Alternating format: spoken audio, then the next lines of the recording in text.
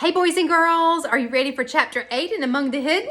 I can't wait. I think we might have a surprise at the very end of this chapter. So listen carefully and let's find out what happens to Luke in chapter 8. If you remember in chapter 7 on Friday, we learned that mom has a new job and so that she goes off to work in a factory and comes home really just in enough time to fix supper and go to bed and get up the next morning and do it again. So chapter 8, listen carefully. One cool rainy morning a few weeks later, Luke's family left in such a rush that they barely had time to say goodbye.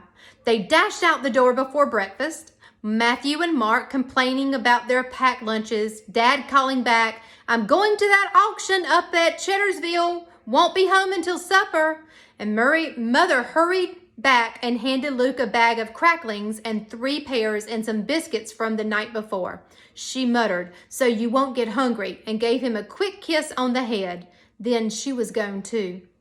Luke peeked around the stairway door, surveying the chaos of dirty pans and crumb-covered plates left in the kitchen.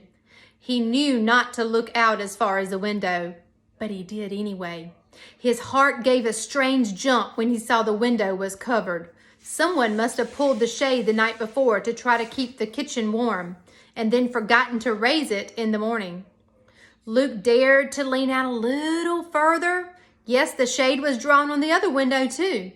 For the first time in almost 6 months, he could step out into the kitchen and not worry about being seen.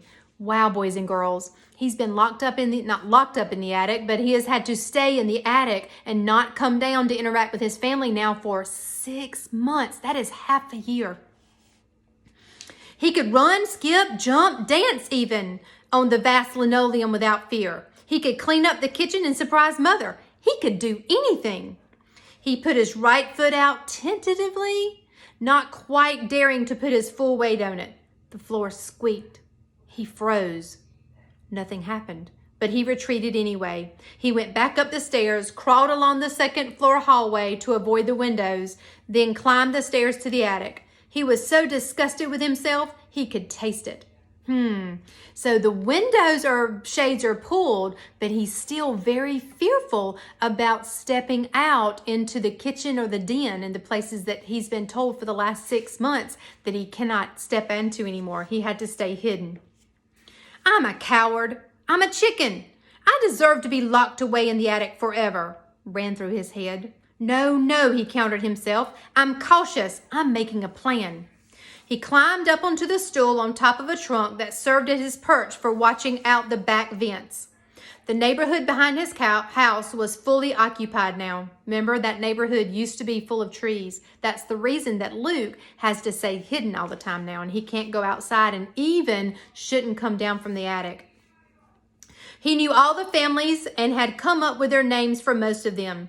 The Big Car family had 4 expensive cars sitting in their driveway. The Gold family all had their hair the color of sunshine. The Bird Brain family had a row of 30 birdhouses along their backyard fence, even though Luke could have told them it was pointless to do that until spring. The house he could see best, right behind the Garner's backyard, was occupied with the Sports family.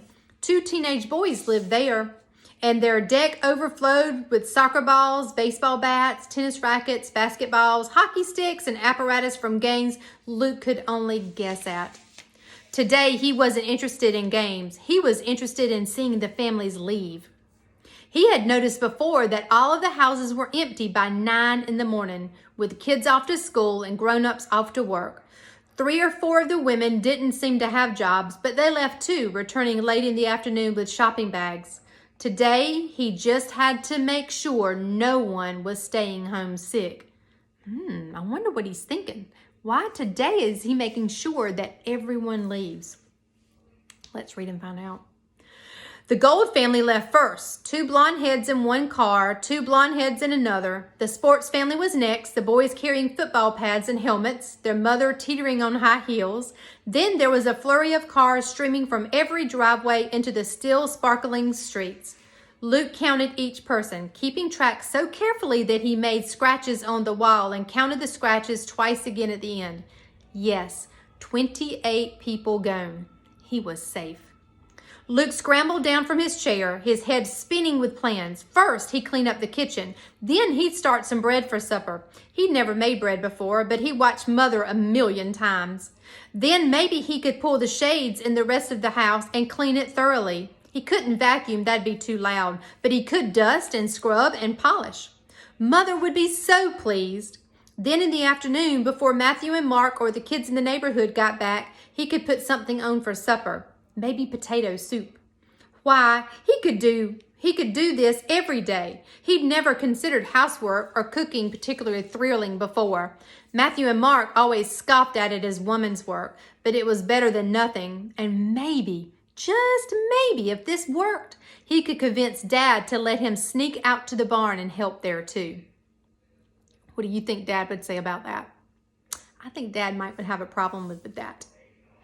Luke was so excited he stepped into the kitchen without a second thought this time. Who cared if the floor creaked? No one was there to hear it. He gathered up dishes from the table and piled them into the sink, scrubbing everything with extraordinary zeal.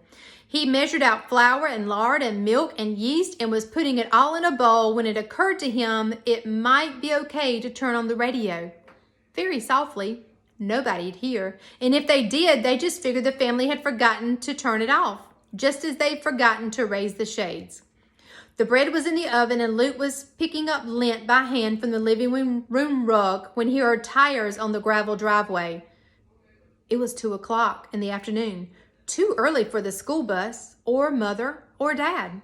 Luke sprinted for the stairs, hoping whoever it was would just go away. No luck. Wonder who it is. He heard the side door creaking open, then Dad exclaiming, "What?" He was back early. That shouldn't matter, but hiding on the staircase, Luke suddenly felt like the radio was as loud as an entire orchestra. Like the smell of baking bread could fill 3 counties. "Luke!" Dad yelled. Luke heard his father's hand on the doorknob. He opened the door. "I was just trying to help," Luke blubbered. "I was safe. You left the shades down, so I thought it was okay. And I made sure everyone was gone from the neighborhood and—" Dad glared. "You can't be sure," he snapped. "People like that, they get deliveries all the time. They get sick and come home from work. They have maids come during the day."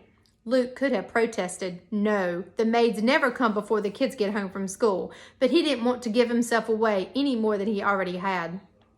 "The shades were down," he said. "I didn't turn on a single light. Even if there were 1,000 people back there, nobody would know I was here. Please, I've just got to do something. Look, I made bread and cleaned up and—" What if a government inspector or someone had stopped by here? "I would have hidden, like always." Dad was shaking his head. "And leave them smelling bread baking in an empty house? You don't seem to understand," he said. "You can't take any chances. You can't. Because—" At that precise moment, the buzzer on the oven went off, sounding as loud as a siren. Dad gave Luke a dirty look, stalked over to the oven. He pulled out 2 bread pans and tossed them on the stovetop. He flipped off the radio. "I don't want you in the kitchen again. You stay hidden. That's an order." He went out the door without looking back. Luke fled up the stairs. He wanted to stomp angrily, but he couldn't. No noise allowed. In his room, he hesitated, too upset to read, too restless to do anything else. He kept hearing, "You stay hidden. That's an order," echoing in his ears. But he'd been hidden. He's been careful. To prove his point, to himself at least, he climbed back up on his perch by the back vents and looked out on the quiet neighborhood. All the driveways were empty. Nothing moved. Not even the flag on the Gold family's flagpole, or the spokes on the Bird Brain family's fake windmill. And then, out the corner of his eye, Luke caught a glimpse of something behind one window in the Sports family house. A face. A child's face. In a house where 2 boys already lived.